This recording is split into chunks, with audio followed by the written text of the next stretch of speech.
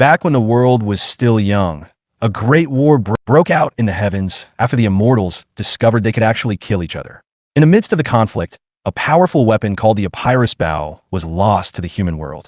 Those who won the war became the gods, while the losers were banished and became the Titans, locked away deep within the mountains of Tartarus.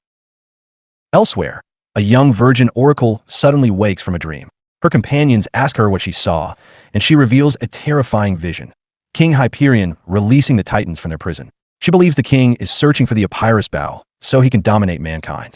As she speaks, Hyperion's vast army arrives, storming the gates. The king demands to see the oracle, but a priest warns him that the gods will punish him if he continues. Hyperion, enraged, asks where the gods were when his wife and child died, despite his constant prayers. With no satisfying answer, he burns the priest alive and declares his intent to destroy the gods. In a nearby Greek village, a man named Theseus lives with his mother. One day, village guards ring the alarm bells, calling everyone to the town center. Commander Helios announces that Hyperion has taken over the Sibylline monastery and will soon attack their village. The villagers are told to evacuate to Mount Tartarus, behind the Great Wall. However, peasants like Theseus are left behind due to their low birth. Angry, Theseus fights a soldier named Lysander and even holds him hostage after defeating several guards.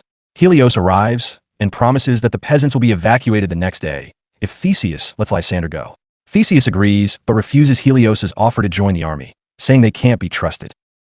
Theseus later visits his old mentor, an elderly man who refuses to flee and encourages Theseus to stand and fight. That night, the old man, secretly the god Zeus in disguise, transforms and is confronted by his daughter, Athena. She questions why he is so invested in Theseus. Zeus replies that Theseus is the only one who can lead mankind against Hyperion, but he must make that choice himself. After the noble villagers are evacuated, Lysander is left behind to protect the peasants, but he betrays them by murdering the other commanders and going to Hyperion. He offers Hyperion information and resources, but the king has no interest in a traitor. Still, he keeps Lysander alive under one condition. His soldiers mutilate him so he can never father another coward. The next day, while training in the hills, Theseus sees smoke rising from his village. He rushes back to find Hyperion's army attacking, slaughtering those left behind. He watches helplessly as soldiers threaten his mother.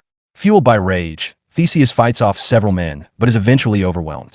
Hyperion arrives and kills his mother in front of him, then orders that Theseus be taken to the salt mines as a slave.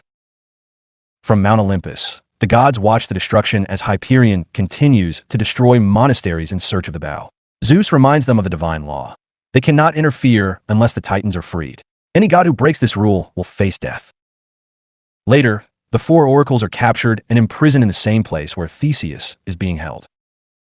While imprisoned, the virgin oracle accidentally brushes against Theseus's leg and has a disturbing vision. She sees him standing alongside King Hyperion over the ruins of Greece. Alarmed, she immediately tells the other prisoners they need to escape that night.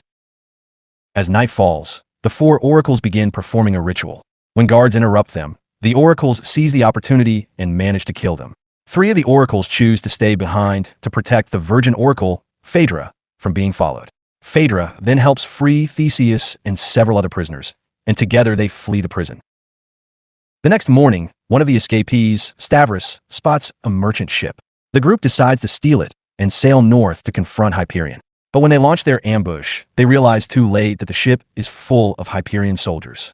A battle breaks out, and the group is heavily outnumbered. Despite Zeus's strict command not to interfere, Poseidon leaps from Mount Olympus into the sea, creating a massive tidal wave that obliterates everything in its path. The ship and enemy soldiers are swept away, while Theseus and his group are spared, thanks to Phaedra's foresight. Later, Theseus asks Phaedra what else she's seen in her visions.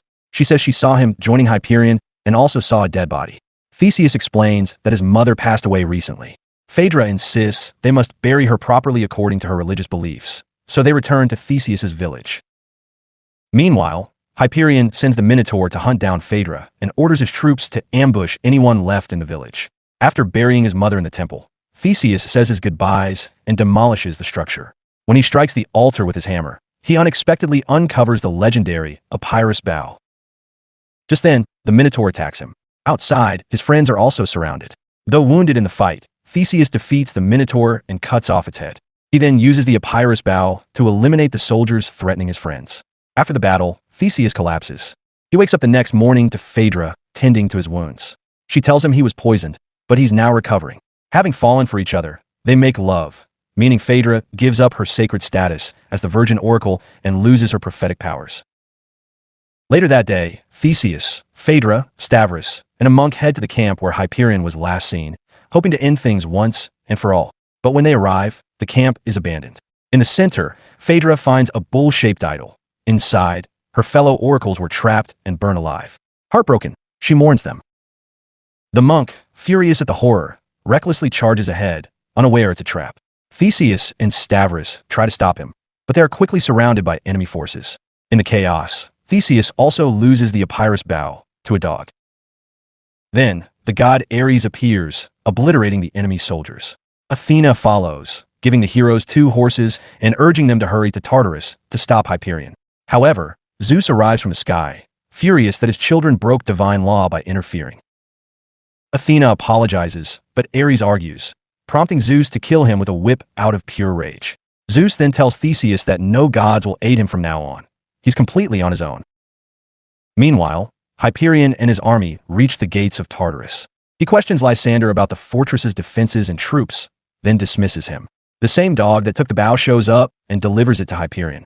A soldier explains how the gods came down and destroyed their men, but Hyperion, fearing panic, kills him to silence the story. Obsessed with crushing Theseus, Hyperion has Lysander dig into the young man's past. He learns that Theseus is a bastard child, born after his mother was assaulted by village men. The vision deeply intrigues Hyperion. Meanwhile, at the Great Wall, Theseus finally meets with Helios and is taken to the head of the council. Theseus urgently informs them that the Epirus bow is now in Hyperion's hands and warns that they must seal the gates and prepare for war. However, the council leader is skeptical. He neither believes in the threat nor in the existence of the gods. He refuses to take action. Suddenly, news arrives. An envoy from King Hyperion has come to discuss terms of peace. Strangely, the envoy specifically requests to speak with Theseus. When they meet, the envoy reveals himself as Hyperion. Calmly and confidently, Hyperion tries to persuade Theseus to join him, promising victory and even the gift of immortality. But Theseus refuses, stating that only noble deeds live forever, not flesh. He turns his back and returns behind the wall. It becomes clear, war is now unavoidable. The following day, soldiers on both sides prepare for the coming battle. The Hellenic forces ready their weapons, armor, and resolve. Outside the massive gates, Hyperion's army, 1,000 strong, waits in formation. Hyperion steps forward and fires a single arrow from the Epirus bow. With a thunderous blast, the gates of the Great Wall are obliterated. Chaos erupts among the Hellenic soldiers. Panic spreads, and many consider surrender. Amid the fear and confusion, Theseus climbs atop the wall and rallies the troops. He gives a rousing speech, reminding them that surrender would not just cost their lives, but their very souls. His words ignite their courage, and he leads them into battle. The clash is brutal. Countless warriors fall, but the Hellenics fight with everything they have. Hyperion, confident and ruthless, walks through the broken gates and makes his way to the top of the wall. There, the council leader attempts to negotiate once more. But Hyperion responds with violence. He decapitates the man without a word. Turning to the mountain beyond, Hyperion aims his bow at the prison of the Titans and fires. Theseus and Stavros, hearing the impact from below, race to stop him, but they arrive too late. The arrow shatters the cage holding the Titans, unleashing them. The explosion knocks Theseus unconscious. When he wakes, he finds Stavros gravely wounded. The Titans have broken free and are attacking relentlessly. Theseus fires the Epirus bow at one of them, but the others strike him down instantly. At that moment, the gods descend from the heavens. Zeus storms into the battlefield, using his hammer to reclaim the bow from the Titans. A full-scale divine battle erupts, gods versus Titans. Simultaneously, Theseus and Hyperion face off in their own duel. In the clash of immortals, Apollo and Hercules fall. The Titans are overwhelming in number, and even Athena is impaled before Zeus's eyes. Enraged, Zeus grabs the chains binding Tartarus and pulls with divine fury, attempting to collapse the mountain and imprison the Titans once more. Theseus, in his final stand, defeats Hyperion just as the mountain comes crashing down, burying both of them. Time passes. Stories spread of Theseus's unmatched bravery. He is honored by the gods with a place among them, and is also given a son, Acamas. A grand monument is built in Theseus's honor in the center of the village. Akamas gazes at the statue, filled with admiration. An old man, the very one who once mentored Theseus, approaches him. He tells Akamas that another war is coming, a war in the heavens, and that his father will be there. As Akamas looks to the sky, he sees a vision of a great battle unfolding above. The war in the heavens has begun. That's the story. If you enjoyed it, don't forget to like, comment, and subscribe for more recaps. Let us know which movie you want us to cover next.